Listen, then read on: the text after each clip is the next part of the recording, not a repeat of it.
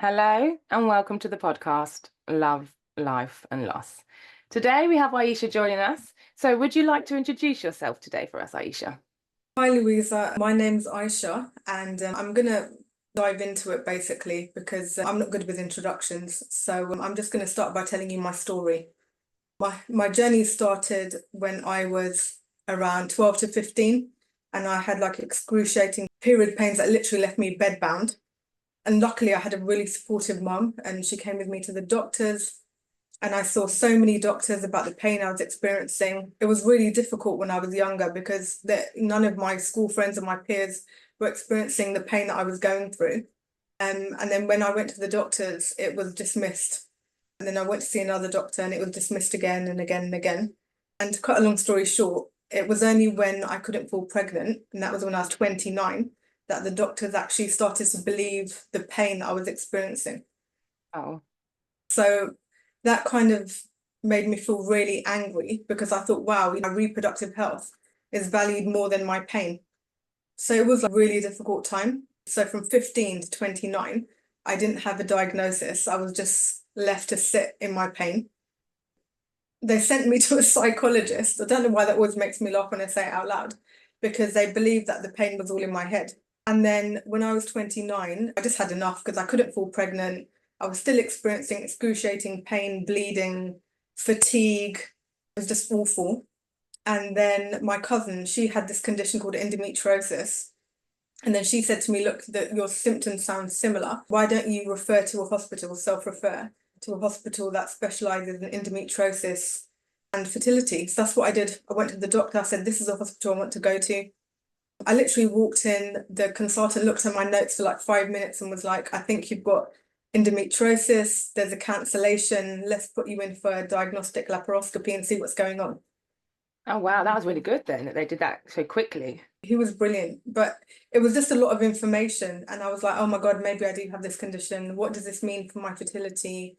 To be honest, at that point, I wasn't that focused on the pain because I'd been living with it for so many years. I was more worried about what it would do for my chances of having a baby. How long have you been married for at this point? I was married for, well, by the time I was seen, probably about 6 years. Okay. And then I had my laparoscopy. And then when I woke up, my ovaries were kissing, meaning they were stuck together. My bowel was attached to my uterus. And it was such a shock because I didn't realize the extent of the condition. And the fact that it had been left so long that my organs were fused together, it just blew my mind. And I remember waking up from that operation and I was just crying because I was happy that someone had finally diagnosed something. And I was also happy that I was finally believed. And then I was really upset because I was like, what does this mean for my chances of pregnancy? How is it going to affect my uterus, my ability to carry a baby? Is this why I haven't been able to get pregnant? So yeah, it was a lot. It was a lot. Must have been so much information to take in all at once. No, honestly, it was awful. So what happened then after that? What? So the first thing they said to me was, we believe that your chances of getting pregnant would be greater if you did IVF. So I didn't really have time to even adjust to this, what they were telling me. It was just straight into IVF on the NHS. And then, but before they did that, they gave me these injections to give me a temporary menopause. So basically, it shuts down your ovaries because endometriosis is an estrogen dominant condition. So it kind of shuts it down to kind of halt the growth. And they believe that will give you a greater chance of pregnancy success because it kind of helps the inflammation. So they gave me 6 months of that. That was horrible being on these injections. It was like the night sweats, the fatigue, Yeah. All the symptoms of menopause. but very extreme because all of a sudden it shuts down everything. It's very quick. It's very Oh sudden. gosh. So I did that for 6 months and I went straight to my first IVF protocol. It didn't work. Immediately I knew it hadn't worked because I started bleeding within a couple of days, Okay. devastated. And I realized that I had lower ovarian reserve because my endometriosis was around my ovaries. So I had lower ovarian reserve. So I was worried about if I'd produce any eggs, if I'd even end up having an embryo to implant, but luckily I did. But it failed anyway, straight away. And then I had one embryo that was frozen. And then I had my next cycle, IVF cycle, And again, immediately it kind of didn't work because I was bleeding 2 days after implanted. So I was like, no, negative. I had my pregnancy tests and they were negative, and I was devastated because back then when I heard about IVF, you think it's like IVF at some point it's going to work. And what was the time span between the two as well, the first two? Do you know what? Because it was such a long time ago, genuinely, I can't remember, but it wasn't that long. Yeah, it wasn't that long. This whole period of IVF and trying for a baby was a big 10-year stretch. So it was quite a long time ago now. Oh, it doesn't look like it if I'm looking at you. You don't look Well, old thank you, I'll enough. take that. So you had the two, and then what did you do after that? So after that, I just knew that the NHS have certain protocols they have to abide by. And I knew that because of my health condition, how severe my endometriosis was, that the NHS protocols probably wouldn't work for me. Also, there was this big thing back then. I'm not sure about now because I'm not going through IVF, but there was a big thing about postcode lottery. So where you lived depended how many cycles of IVF you had. So I had 2 on NHS. And there's this other thing on the NHS where you can pay towards it, but I just knew the protocols that they were doing weren't good enough to me after speaking to a consultant. So I immediately went to private IVF, which literally cost an arm and a leg and a kidney. I can But imagine. But it is a huge privilege to be able to afford private IVF. And I know a lot of people that go through IVF get really annoyed when they hear that, but it's true. It's almost like the more money you have, the more likely you are to be able to have a baby because you can afford more rounds of IVF. So it shouldn't be a privilege, but it absolutely is. Yeah, I hear that. I do. So the next 10 years look like many, many rounds of back-to-back IVF fails. In between that, I banked a lot of eggs because I just thought, if I have younger eggs and some fresh cycles later on don't work, I've got that as like a backup. Okay. So I did a lot of egg banking, and even then that wasn't successful either. So that was quite a difficult time because financially it's very draining, emotionally it's very draining, physically it's very draining. It kind of affects everything in your life, relationships, work, just my mental health took a big dive because the only way I can ever get pregnant is through medical intervention. Like I've never ever been able to get pregnant naturally. Okay. And what does if you don't mind me asking, the IVF, how does that work? Because it's not just you go in there, they take your eggs out, or they implant you, is it? It's more to it than that. So for anyone that's listening that might be considering it, what does it entail? So they stimulate your ovaries, and basically there are follicles in each ovary. Well, if there are any follicles, and in a follicle may be an egg. So what they do is they stimulate it, and then there gets to a certain point where if the eggs are mature, you go under anesthetic, and then they extract the eggs, and then if you have a partner or husband, they will fertilize it with your partner's sperm, and then when you're ready, they will basically insert it through a very thin tube, the embryo, and then you wait to have a pregnancy test. The protocol takes a while, but I can't remember how long. I said it was quite a while ago now. There's all these stages that you have to go through. So if you've got low AMH like me, which means low egg reserve, you're worried if you're even going to produce any eggs in that cycle. Some people don't produce anything, or you might have 1 or 2 if you're lucky. So every stage you're just so worried about because the cost builds up. When I went private, there was a lot more medication I had to pay for. And in some cycles, they overstimulated my ovaries just so I could produce more eggs.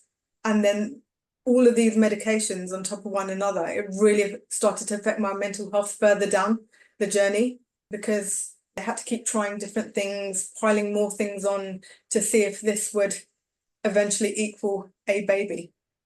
The medication, did it affect you physically or emotionally? Is it hormones? Like, did it Yeah, make you change? it affected me in every single way. It affected my mental health because the hormones towards the end of my journey, that was one of the main reasons why I stopped because it was really affecting my mental health. Clomid for me really was quite difficult to be on. I know for some people it's fine, but for me it wasn't. And that was further towards the end of my journey. I was on that medication. And a lot of people with the hormones can put on weight, but I think for me, it like induced a lot of anxiety. Okay. So I lost so much weight because I had so much adrenaline running through me all the time. Oh. And then I just remember, this might sound odd, but for 2 years, I was just in a constant state of anxiety. Sometimes it might come and go, but during this period, it was constant. Gosh, that must be I couldn't horrible. shake it. It was awful. So I'd go to bed with it, I'd wake up with it, and then everything was anxiety inducing. Is this protocol going to work? Have we got the money for this? What's the next steps? Every single stage was a burden. Yeah, and then that then in turn has a physical effect on your body. When your body's in anxiety for so long, it physically affects you, doesn't it? So, Absolutely. Adrenaline just running through me mm, it was horrible. And that's one thing that I'm so glad that I'm not going through that right now. And anyone going through IVF, whatever stage you're in, I salute you because it's bloody hard work. so you'll be in like hypervigilance stage, won't you, for 2 years basically. So that's people don't realize how that really impacts you. Even just noises, loud noises, and things like that. Yes. How much that impacts you, and And yeah, also, when you're doing IVF, what people don't realize is like you're going to work and you're doing the protocols.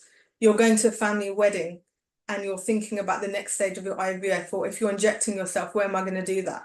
How's mm, this medication going to affect me? Is it going to show on my face? And then someone announces their pregnancy and then they've got an event, and then you're like, oh, am I being a total loss if I don't go? Because you're surrounded by something that you want so desperately, but it's just really hard for you. You're so happy for the other person, why wouldn't you be? But you're so sad for yourself. And then no one realizes because you're turning up and you look exactly the same because you're hiding everything. And not hiding because you're ashamed of what's going on. It's just because it's such a difficult journey. And back then, no one spoke very openly about trying to conceive or not being able to conceive. And I think that was really difficult back then. Now there's Instagram communities, there's yeah. a big trying to conceive community, childless not by choice, baby loss community. Back then, I just don't remember finding anyone who was in the same shoes as me, who even looked like me. Yeah, I hear that. So you went through the NHS, that was unsuccessful. Then you went Yep. private. So what did that journey look like for you? So it was a whole 10 years. And like I said, I can't remember a lot of what happened in the beginning stages because there was also the evolution of IVF, because certain things that I couldn't do at the beginning or the clinic couldn't do towards the end changed quite a lot, because 10 years is a long time to be going through this journey. But to cut a long story short, I did over 11 IVF cycles. Oh God. I banked quite a few eggs in between that. I had 3 operations for endometriosis. I had around 40 different procedures during this time. And that was quite difficult as well. Thousands of injections. It was just awful, really. I just remember this time of my life. It just overshadowed everything good in it. And Yeah. that might sound quite extreme, but it was always at the back of my mind. Is this going to work? Am I going to be able to have a baby? And then I did get pregnant on I think it was my third or fourth IVF. I did get pregnant, and it was it was nice in a way because my sister and I got pregnant at the same time. Um, so my parents were so happy, we were happy, but my journey was short-lived, unfortunately, because I miscarried at 8 weeks. And the strange thing about that was every time I went to the clinic to get update, take a blood test, you have an update to see how your pregnancy is progressing, I was bleeding really heavily. But each time I went to the clinic, my hormone levels for pregnancy rose. So I was getting more pregnant, but I was cramping, I was bleeding, but my hormone levels were just rising. So we couldn't work out why I was experiencing these symptoms, but my hormone levels were rising for pregnancy. But in the end, I miscarried. And then it was very difficult for my sister because she couldn't really enjoy her pregnancy because it was overshadowed by my loss. It was difficult for me to see my sister because a couple of weeks earlier, I just had a pregnant belly. Mm. And then I felt so sorry for my parents because they were cheerleading one daughter and then just felt awful for the other one. So I think there's this big ripple effect on the family. And that was quite a difficult time for all of us. It was just so sad. It was quite horrible, really. People, unless you're in it, it's very hard, isn't it? You don't think about those things. And it is really hard. I used to struggle being around people that were pregnant, especially when you've got that connection as well. Like if it's your sister or best Yeah. friend or somebody, it just makes it even harder. And you just want to be happy for them. And you are happy for Yeah. them, but it's still sad. So you're still sad for yourself, aren't you? No, of course it is. And I think when my sister gave birth to her son, I obviously went to the hospital to see her. She had a terrible birth, really good pregnancy, but a terrible birth. She lost a lot of blood. But in our culture, so I'm South Asian, when someone has a baby, you'll literally have hordes of family coming over. And we have a really big family. So I just knew that that was something I wouldn't be able to manage because they'll come with gifts and baby stuff. And I went to Barbados with my in-laws because they were going on holiday and they were like, do you want to come? And I was like, sure. Wow. Well, I mean, Barbados isn't a bad place to be. No, exactly. So for the 10 days after she came home, I went away with my in-laws and then all my family obviously came to see my sister. And at that time, that's what I needed to do because there was only so much that I could give in that moment because I was heartbroken, you know, for myself. And then our children would have been there would have only been 6 months between them. Oh. So it was quite difficult seeing my nephew. Now it's different because he's one of the lights of my life. But back then, when you're thinking about what stage of pregnancy I would have been at, and it's quite difficult, but it was a hard time. There's this big ripple effect that I think no one talks about. It sounds like they were really supportive, though, your family, which is really good. Do you know what? My husband was really funny about telling anyone about any of this, which is quite ironic now because I bloody chat about it to everyone. But we only told a small circle of people, and I don't like to say lucky because we shouldn't be lucky that our family is supportive, but we were. Like, my in-laws were fantastic, my sister-in-laws, a few of my cousins that I told, a few of my friends. We were really lucky with the support that we had. Really lucky. Good. How was that though for you? So we've gone past the miscarriage now, and you've gone past your sister now having the baby. How did you get to where you are now? Oh my goodness. So there were more IVF cycles. I had another miscarriage. They implanted 2 embryos and I got pregnant with twins. And for some reason, I knew from the beginning it wasn't going well. I don't know how I knew it, call it intuition, but I just knew it wasn't going well. Everyone else was really happy, but I just knew inside. And then as I kept having scans, there were difficulties that they saw, problems that they saw, the organs weren't growing at the rate they should have been. And then in my second trimester, I miscarried and I had to deliver my twins. And it's even hard for me to talk about now because one of the times I don't really like to think about. That was really hard. And then I carried on with more IVF protocols. And then in 2019, I decided if this one last thing we try doesn't work, that's it for me. I'm going to try and have a happy life. I'm going to do what I can. And I'm going to leave the process without a baby. And before that, I never considered it as an option because there was this very toxic messaging 10 years ago of never give up. It was like, it will happen. It happened to me, so it can happen for you. And I think that's the reason why I don't identify as a lost mum or an angel baby mum, because I think pronatalism, which if people don't know what that means, it means basically, what does it mean? It means this ideology that embodies the belief that a woman's worth is tied to conceiving or giving birth. And I think if that's something you want for yourself, fine. But what about women who don't want that or women that can't have a baby? And I just feel like if I call myself these names, I'm part of this pronatalism for me because I don't have children. That might change for me down the line. But for now, I think that I have to be part of the change, especially because I speak so openly about not having children after IVF, miscarriage, endometriosis.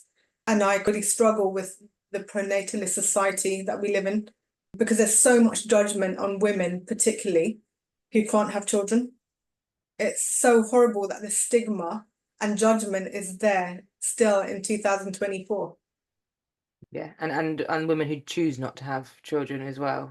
Something wrong with them. Why don't they want to have children? Or they're selfish, or there's all these like limiting beliefs about people. But I think the biggest difference is that child-free women are a lot more open about their story because it's a choice. And we don't hear a lot. We are starting to hear more about it now from people like me, but I think there's still a lot of shame attached to the fact that, you know, we gave up. We didn't give up. The amount of IVFs and whatever I tried, it just didn't work. And sometimes things don't work. It doesn't mean that I gave up. It means that I chose my mental, physical, and emotional health above trying to push out a baby. And I think it's very difficult when you were so close to having a baby, like me and my husband were, to actually put a lid on it. It's a very difficult decision because we were almost there. We could almost like touch it. We were almost parents, and then to be like, that's it. It's a very hard choice. So rather than having the recognition and that we deserve. It's almost like we get blamed because we didn't choose an alternate path to parenthood. Why didn't you adopt? Why didn't you have egg donor? You know, why do I have to? Why is my worth attached to becoming a parent? Why can't I just be like Aisha? I tried, it didn't work, and that's it. I don't need to keep explaining myself, but I feel like in this society, I have to be open about it, because otherwise, what's going to change if I don't? Yeah, no, and I love that, and I 100% respect that, and I love the fact that you're saying that this is how you identify for now, and it might change. Like, you're not putting any pressure on yourself to No, stick to one narrative. It's how you feel right now, but yeah, where our perception is always forever changing, so that might change down the line. But you don't identify as a lost mum, but you still acknowledge your babies. 100%. I think about them every single day. I think what would have been if my nephew was playing with my child, but you know what I try not to do? I think these are nice visions to have, but I don't kind of stay in it, because otherwise that ruins what I have. And that's very difficult sometimes explaining to other people, because sometimes people are like, oh, you're doing so well and you're really strong. And I am, but I had a lot of therapy. I had a lot of coaching to help me get to where I am today. And sometimes I think it's okay to have a nice little vision about what your life could have been with children, but I don't sit in it, because I think that's where, how can I put this nicely? That's where people become emotionally invested in what could have been rather than what the reality of the situation is. And I Yeah, think that can be dangerous. agree. It's the shoulda, woulda, coulda. I always say that. You can't live with shoulda, woulda, coulda because it's not reality. No, exactly. So I try not to, like I said, stay in that. And you know what? I'm really happy with the life I have now. Like, I have a really good life, thank God. There's so many things that I have to be grateful for. But at the same time, I think gratitude comes a lot later down the line. When you're grieving, there's just no space for gratitude. I don't want to hear anyone say, well, you're so lucky you have this. Yeah, we know that. But when a person's grieving, when they're in the depth of grief, when they've just lost a baby, when the IVF's failed, when they've never had a positive pregnancy test, everybody Yeah, wants to hear that. yeah, 100%. Like, You we can have to relate. talk about I this. can Yeah. see you smiling. We often talk about this on the podcast, like those everything happens for a reason, or this is God's plan and all of that. No, that's not helpful. It's really not helpful, especially in the moment, because no one at that moment, you cannot make any rational reason as to why you're in this situation. So, 100%. yeah. What, so I'm just going to ask you, so what do you think was one of the worst things, if you're happy to share, one of the worst things someone said to you that might still quite deeply? Well, the first thing that popped into my head when you asked me that was when it was my son's first anniversary, because he only survived 47 minutes. So his birthday and his anniversary is the same day, which I really struggled with to begin with. I'd never come Yeah, across of it course. before. And the people that was in my circle when I lost him, who were around me, who came to his funeral and things like that, there was a very small circle. Mhm. But for his first birthday, one of my friends had said that they were going to come round to see us. I mean, I hadn't made any plans because I didn't Mm. know how I'd react or how I'd feel. And she didn't come round. And I remember having a conversation with her about it. We actually ended up having a row. I can't even remember why, but it was about Yeah. something. And her response was, it's just one day that I've missed. I've been to all the others, and it was just one day. And that was 3 years ago, and it still sits with me. Because it wasn't just one Yeah. day. It was his first birthday, his first anniversary. I saw it as I gave you the privilege to attend his funeral, because he was born in lockdown and we could only have small numbers of people at the funeral and Of things. course. So I was like, you had as far as I was concerned, she had a privilege to be in that circle and to 100%. see it as, oh, it's just one day. That, like I say, it still sits with me now. I mean, she didn't understand what she was saying, I don't think, at the time. She probably does now because she's suffered her own loss and has grieved since. So will understand what that one day is, what that Yeah. means. But at the time, she didn't. But that stuck with me. Well, Yeah. firstly, I'm just really sorry that happened. And secondly, of all the days to miss, you wouldn't miss that day, would you? I think, but it's different. I can understand that if people haven't experienced grief, it's hard for them to understand sometimes. I've experienced grief from the age of 6 years old and lost my dad. Mm. So I've grown up with grief. So Mm. that's the difference. Whereas other Yeah. people, they don't have a clue. And luckily for them, they don't have a clue. Yeah. Because you don't really want them to have to experience it if they don't have to. Of course you don't. It's funny that you say that, because my mum, I'm sharing this because my mum's quite open about it. She had 4 miscarriages, and 2 of them were very late. So we've been brought up in our house knowing that, because my mum was very open about it. And then growing up, my cousin, she lost her son, Aisha. Mm. And then my sister-in-law lost her daughter, Kulsum. So I've lost a nephew and a niece. So we've always had these things going on in our family, and it's not nice. And I didn't experience it myself, but I was there to listen without giving, what's the word, offering platitudes. My cousin, she didn't want to talk. I Yeah. remember just sitting there for a whole day, and I don't remember, sorry, she reminds me that I just sat there for a whole day with her and I was just reading magazines. I didn't say anything, she didn't say anything, she didn't want to talk, and I knew she didn't want to talk, and it wasn't uncomfortable for me, the silence. Mm-hmm. And I just sat there flicking through magazines. Mum, I'd go down for lunch, come back up. And she remembers that. Like, I remember going there. I can't remember the scenario because it was a long time ago. I swear I need to get my memory checked. Yeah. Sometimes I feel like, do you have to go through something to have empathy? If someone's telling you, why can't we just believe them? Yeah, it's the art of listening, as we know. It's not a skill that many people have. And that's the thing. I always say the same thing. Just be there for people. When people ask me, like, what can you do? You don't have to do anything. Just Yeah, sit with them in their grief. Just yeah, be there or hug them. You don't have to talk. I call it the zombie zone. I was in the zombie zone for a long time when I was there, but I wasn't there. I yeah. would often sit in my head, I would often remember thinking, I should probably talk to you, but I don't want to. So I'm not going to. And so I should just sit there in silence. And like my mum would come around and she did the same thing. She knew. So she would just sit there. And so I've got a question for you actually. So to grow up in a family where you have been so open Mm. about loss and grief, do you think that in a way helped you on your journey? I think it helped me as a person because I'm quite open. I'm not a really open book. So I think it was a lot more easy for me to articulate what I was feeling Yeah. because we were quite open in our household. To be fair, even now we're like that. Like, we've got an issue, we'll just scream and shout at each other and then it's done. That's good, especially when it comes to like baby loss. That's always it's a huge taboo, and people don't like to talk about it. There are different cultures as well that Yeah. there's lots of shame attached to it. It's like you keep it to yourself, you don't talk. Whereas I asked you this question because I'm very open and honest about it, and I am very open and honest with my children. And I'm Yeah. hoping that it will be a benefit to them as they get older. If they ever have to go through any experiences themselves, they'll be Yeah. more likely to come to me and talk to me about it and feel comfortable talking about it, or even at least know what to do, how to get help and where to go and things like that. No, I think exactly that. I think it's nice being brought up in a very open household. And what I did struggle with was the wider community. So I think with South Asians in particular, family is at the center of everything. And by family, they mean children. So when I used to go to weddings, because if you think my dad's Gujarati, he came here, there's a big community of Gujaratis in kind of East London. So we're brought up with the same people, not necessarily cousins, dad's friends, kids.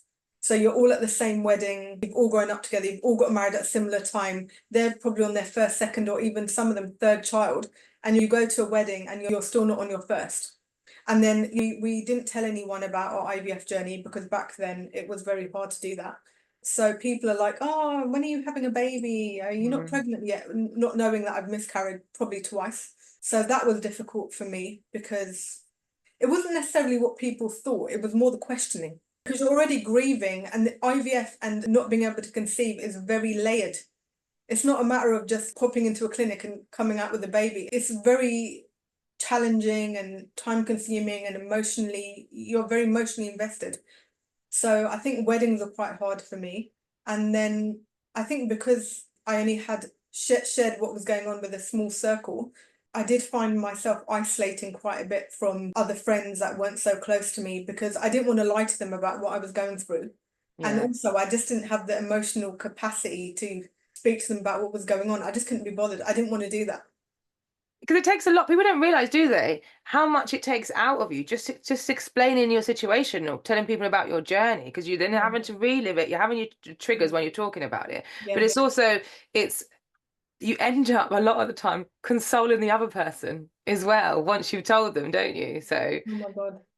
That I even forgot about that so many times. People don't know what to say. It's like their jaw drops. And you're like, it's okay. yeah. I'm fine. No, you're not, are you? And I'm like, no, I'm not, but I have to be because you're crying. So, Yeah. It is hard. What really intrigues me if you don't mind me asking, is how did you and your husband come to your decisions? Because you talk about it, and I love the fact that you talk about you and your husband together. You never miss him out. It's you two, you've done it together. You're a team, and I love that. But how did you have that? Because they would have been hard conversations to have. How did you do that? How did that work for you? You know what? Because I started trying to conceive when I was about 28, 29, even when I went to the clinic, even on the NHS, they were like, you know what, you're so young, this is going to happen. Really, no one should be telling anyone that because we don't know. But Mm. they were like, all the odds were in my favor when we started this process. So at some point, I genuinely thought, I mean, when I look back at it, I'm like, that was so naive, and I'm not a naive person. I genuinely thought at some point, one of these transfers is going to work for me and I'm going to be a mum. So I just kept carrying on and on and on. Like I said, there was very toxic messaging in there, just in general, about not giving up. And about 4 years before I stopped IVF, my husband was like, look, you don't have to do this. And I think because the problem, should I even say the word problem? Because it was to do with me and my body, I kind of felt more of a responsibility to carry on, even though he kept saying stop. And my mother-in-law, actually, she's Gujarati, Indian, and my mother-in-law told me to stop as well. She was like, you don't have to keep doing this. But at that point, I was angry with both of them. I was like, why are you both telling me that? But actually, someone needed to tell me that because Mm. it was getting out of control. I was becoming a person that I didn't even like or recognize anymore. And now when I look back at photos of that in them 10 years, I swear to you, I look at every single picture and I don't recognize the person that I am or that I was. Not even one picture. I can see it in my face. It's not me. It's not who I am. You lost yourself. I did. I completely lost myself. And then when I decided that the last treatment was going to be in 2019, before that, I had a lot of therapy and coaching to get me to the Okay. place where if I'm going to stop, then I'm going to be okay with it. So I kind of prepared myself for that. But before that, it was Ramadan. Ramadan's a big thing for Muslims. And I remember my husband was away for the last 10 days of Ramadan. It's like holiest nights in the Islamic calendar. And he was away and I stayed at my mum's and my brother-in-law was here, my sister, my mum. And then I was so depressed at that point, not even clinically diagnosed, but I was so depressed. I was skinny, not in a good way, in a horrible way. My skin was awful because of all the hormones, and Mm. I'm quite vain. How I look is quite important to me. And even just looking in the mirror, I was like, what am I doing to myself? Is all of this worth it? And then I just remember being slumped over my mum's worktop and that deep, dirty cry that you need to get everything out. Mm. My mum, my sister, my brother-in-law was like in the back room, but he could hear me. And I just sobbed for literally, it must have been over an hour. And then my mum and sister didn't know what to do because they'd never seen me like this. The whole 10 years, I cried, but I've never cried like this. I was just fed up and I Yeah. was so depressed. And then in that moment, my mum was like, does having a child have to be the be all and end all for you? She's like, look at you, look what this is doing to you, destroying you. And even then, at that point, I was angry with my mum for saying, give up. That's how bad messaging was back then. And that's how much I believed that I needed to carry on torturing myself to have a baby. And then, I don't know, something released inside me that day. And like I said, I'd been having therapy for a little while. And as I continued, I was like, do you know what? I don't need to do this. I just don't need to do it. And for some people, their marriage depends on having a child or their relationship, but mine didn't, if you know what I mean. For me and my husband, we're enough for each other. And it does make a difference, I think, when you don't have to do that to stay together. And it shouldn't be that way. You should It never, shouldn't. anyone Absolutely listening, shouldn't. you should never have kids to make a relationship work No. because they will just add so much strain to your relationship, probably Yeah. make it break for one. But that's not why we have kids. No. They're born out of love. The love comes Definitely. first. You and your husband, you come first, and Yes. you chose you. I literally did. But I think I just want to go back to that. I think sometimes, and obviously now I coach clients on a one-to-one basis, some going through fertility, but a lot who are childless, not by choice.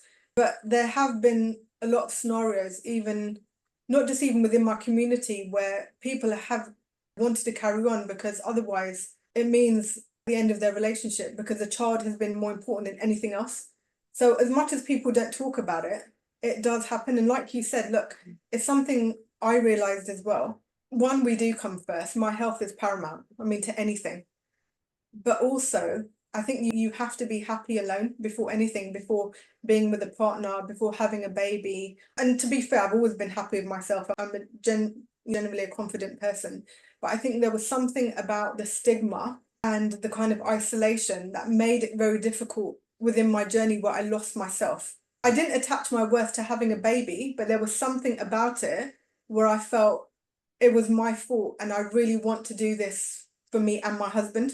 Oh, yeah, you're not alone in that, as I'm sure Yeah, many people have told you, because I've heard it so many times. I've experienced it myself. There's a shame attached to it. Like yeah, you're a failure. yeah. Your body's done this, or your body's failed you, or and it's not the case, is it? See, unfortunately, it happens to 1 in 4 women who experience baby loss, and you're so right. It's so important. I always tell everybody that I know, love yourself first. I work in schools with kids, and at the minute, I always tell them it's what's most important is when you look in the mirror and you're happy with what you see and you love yourself first. Because if you Yeah, can't love yourself, how can you expect anybody else to love you if you don't love yourself? Give yourself that love first. And it's so important. That's why I think it's so amazing that you chose you, because you, in a way, by listening to you, sacrificed yourself for over 10 years to try and have a baby and have a family. But families look so different. They don't look how everyone thinks. There's 2.2 family and the 2 kids.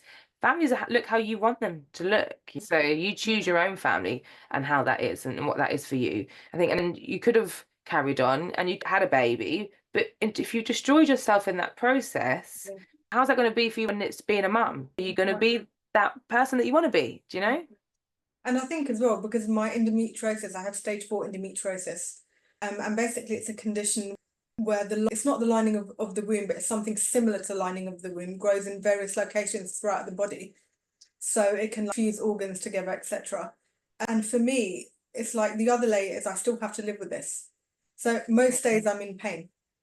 And I think I don't want to compare my condition to something like cancer, but I think when you have something that you didn't ask for and it affects your fertility, there is a lot of blame.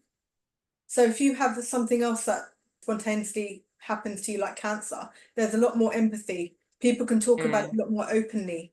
But no one who has cancer chose to have that. No one who has endometriosis has chosen to have that either. But I yeah. think because of where it's situated, it's quite personal, isn't it? So people don't want to talk about it as openly. Again, it's to do with that stigma, or, should I talk about it openly because of where it is? And I think that that's a big problem as well. Anything to do with fertility is always shut down or stigmatized or made a taboo. Mm. And why should it be? We're not sexualizing it. We're just telling you about some condition that we have. It's just science. It is Basically. science. It's facts. So you mentioned that you do coaching. What else do you do? So you do the coaching. When did you start that? So I literally quit my job working in communications. And I just decided, you know what, I want to raise more awareness about those who leave the process without a baby. And that doesn't necessarily mean a situation like mine. So if someone's gone through IVF, it could be someone who's childless by circumstance, and that could be for a variety of reasons. And then I decided I wanted to coach people on a one-to-one basis. And so I started doing that, which I absolutely love. I've worked with some of the nicest people, honestly. And when you hear some people's journeys, it literally breaks your heart. But they're just so strong and resilient. And the reason why I speak about my journey openly, one, in South Asian communities, there is a lot of taboo and stigma. Sorry, I keep saying that, but it's just true. Yeah. And two is I have nothing to be ashamed of. I'm really proud of the person that I've become after my journey and through it, because it takes a lot to do what I did for them 10 years and finally be okay with it. But I think also I want people to know that leaving the process without a baby is very nuanced.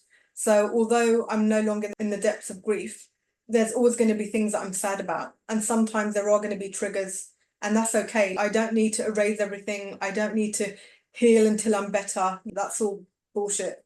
So for me personally, I will never be okay when I hear about twin pregnancies. That is always going to be difficult for me to hear, because that was something that was very traumatic for me, and I'm okay with that. I'm allowed to feel hurt and pain about certain things even now, and I'll probably feel hurt and pain until I die when I hear about people having a twin pregnancy. Me and Louisa, we met because we attended this function about baby loss. Someone that we know and who we love very dearly, called Helena, she lost her daughter. and we went to this event and we were both speakers. And on the way to the event, I saw twins just as I was parking up, and there were two girls, they were identical and they looked lovely. And it just made me think about my own journey. And the day before, or week before, sorry, it was the anniversary of my twins' due date. So these are the things that come up for me. And I was with my husband, we spoke about the two little girls that walked past, and it was nice, but it was also like, oh, you know, maybe our girls would have looked like that. Or so there's things that we never have to get over, and I'm okay with that. And do you know what? That literally the anyone listening, please take that home with you today, because that is for me was the key part of my healing journey, was to Same. know that it's okay to be sad. Allow Yeah, yourself to be sad. yeah, But I try not to dwell in it and sit in it for too long. But definitely. I will be sad, and I'll have days. And then you have some people, they try to cheer you up, or don't be sad, or it's okay. Oh God. It's okay. Even just recently, this year on my son's fourth birthday, I like to say birthday rather than anniversary. I mourn him all year round. But we'd all gone up to the cemetery, because he would have been 4. I thought, he would have been starting school this year. It's that milestone age, isn't Yeah. it? So I wanted to do something that I would have done if he was here. So we had a little barbecue. I always make him a cake Oh, and do things like that. But I invited my family and friends round. Well, friend, but I don't normally do that. I just normally keep it immediate family. mm, But this year I decided to, and we was all at the cemetery, and it was lovely. Don't get me wrong, it was absolutely lovely. But I did get a little bit upset, because I did think, oh, we shouldn't be at the cemetery. We should yeah. be at my house or bounce castle or whatever. And my Me too. younger brother, he came up to me and he said to me, he could see I was getting a bit upset, and he said, "Don't be sad, sis. Don't be sad." And I know what he meant, and he was being so sweet. But I was like, "It's okay.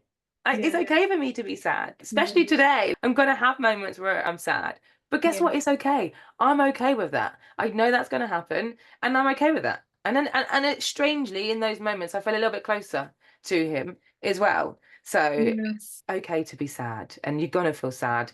Don't When people say about healing, it's never, you're not going to be happy for the rest of your life. Nobody is. Everybody yeah. has down days, and if we didn't have the down days, we would never appreciate the good days, because they'd all Yeah. be the same. No, yeah, exactly that. And I think there's this pressure sometimes to get over things. What does that even mean? I've got nothing to get over. Therapy has helped me move through, but it doesn't help me move on. I'll move forward, but I will never move on, because my story is too meaningful to forget. And I feel like the moving on is forgetting, and I'm not going to do that because I don't need to. No, and why should you? Why Yeah. should you? You don't need to forget. I find that you learn to live with it. You learn to manage it better. Mm. But you don't forget, and you don't move on. That's one of the things I hate, when people say that you Yeah. moved on, or it's been a year now. That's another thing someone said to me once as well, that I've had another baby now, and it was a boy, so I should be okay. My friend, she had twins a couple of months after I lost my son, and she sadly lost one of her twins as Oh. well. And somebody she went to school with, she must have seen maybe a month or so after, and she said she actually had the audacity to say out loud, "Well, at least you've got one."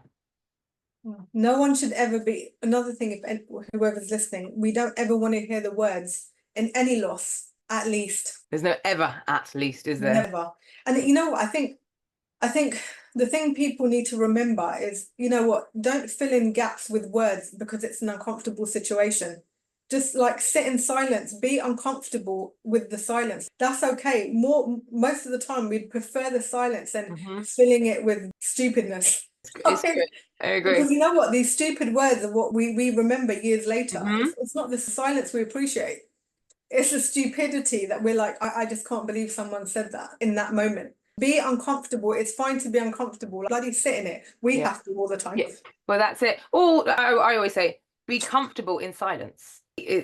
So many people find silence uncomfortable, but you shouldn't be comfortable in silence, especially when someone's grieving, especially. 100%. So you do coaching, but I feel like you do more than that. What else do you No, do? sorry. So I write blogs for different companies and organizations.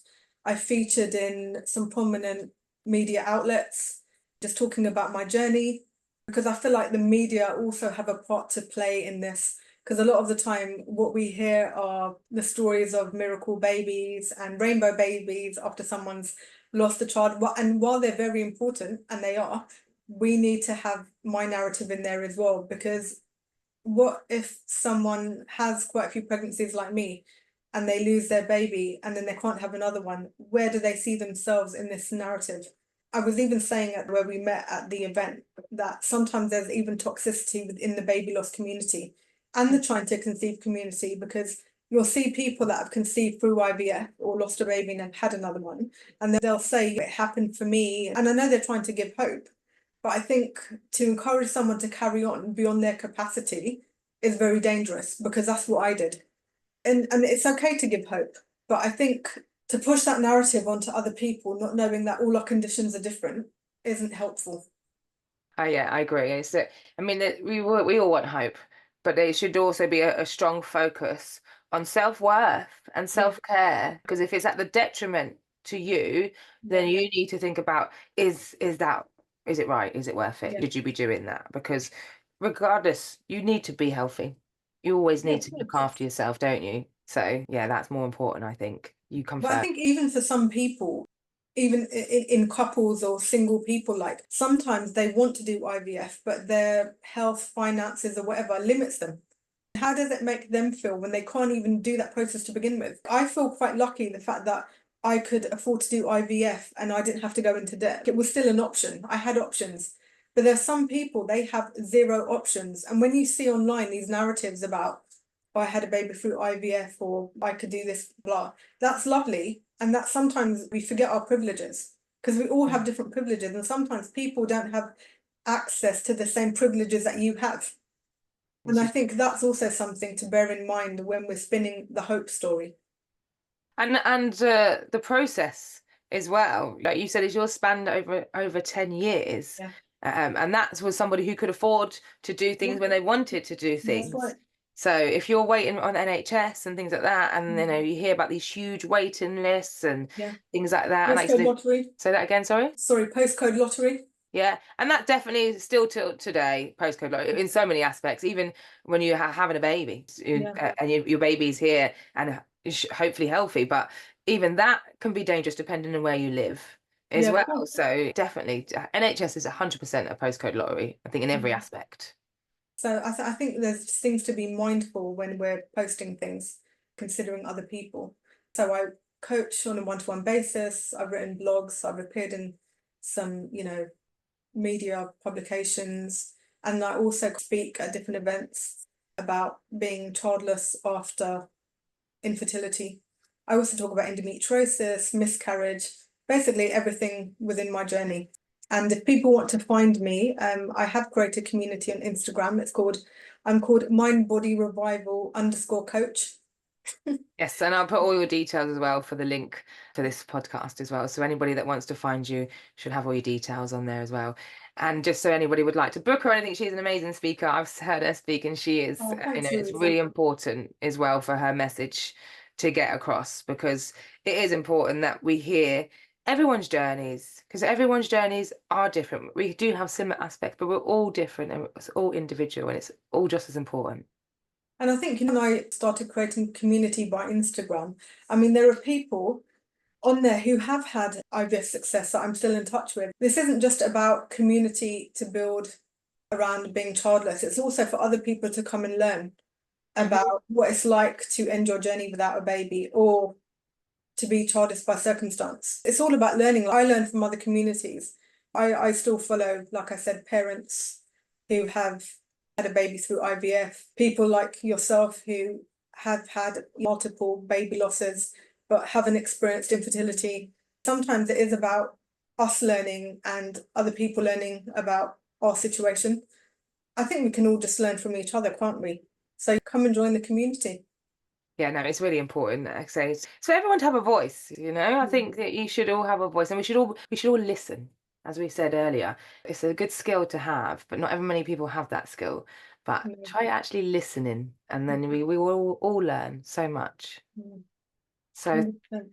thank you for coming on here today and telling us your journey and sharing your story with us. I do really appreciate it. And I know that it's going to, hit home with a lot of people who are listening as well. So if there is any advice that you can give, any with hindsight being your friend, what would be the one thing you'd like to tell people right now? There are a few things. So one is, don't be ashamed of your story because it's important. And I think sometimes some people look back and think, I should have done this, I should have done that. You know what, you did exactly what you could during that time with the circumstances you were in. So I don't regret anything I did. Even the 10 years, I can learn from it. It was a very different mindset back then. So that would be one thing I would want people to take away. Two, if you are going through IVF, stop when you're ready, because it all depends on you. But I would say factor in your mental health, your physical health, because that's really important. And I think the last thing is, if you're a person who is listening to this, who knows someone who's childless not by choice, check in on them. It might be 10 years, 2 years, but sometimes they just want to know that you value them. And we're surrounded by a very mother-centric, parent-centric world. So it's always going to be there for us. We always have, I don't know if trigger's the right word for me now, but there's always going to be reminders. So check in on them. It doesn't matter how long it's been. And also just ask, do you want to talk about it?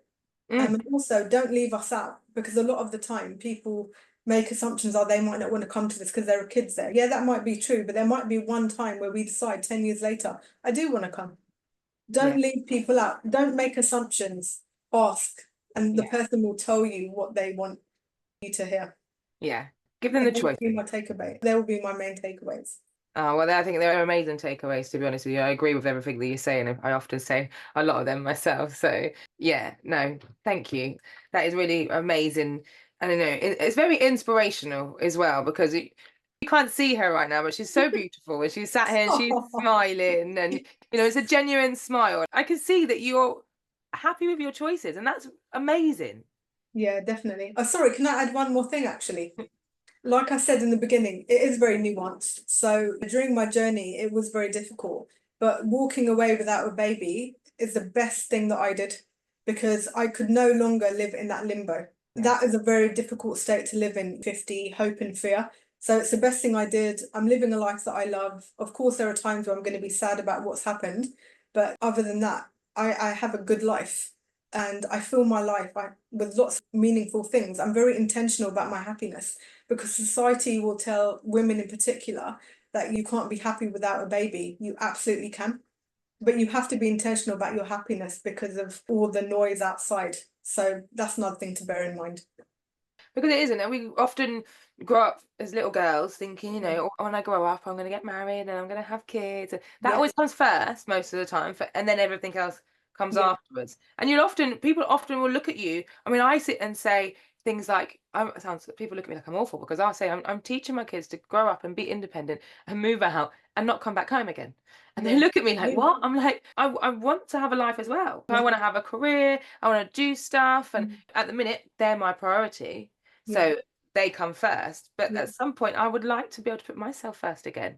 It's not as easy as people think, having children. But also, you can still be happy with not having children. That's your choice. You choose. And there's nothing wrong with that. Stand by your choice and be proud of it. 100%. I just want to thank you for having me on here and amplifying the voices of those who don't have a baby at the end of their journey. Honestly, I really appreciate it.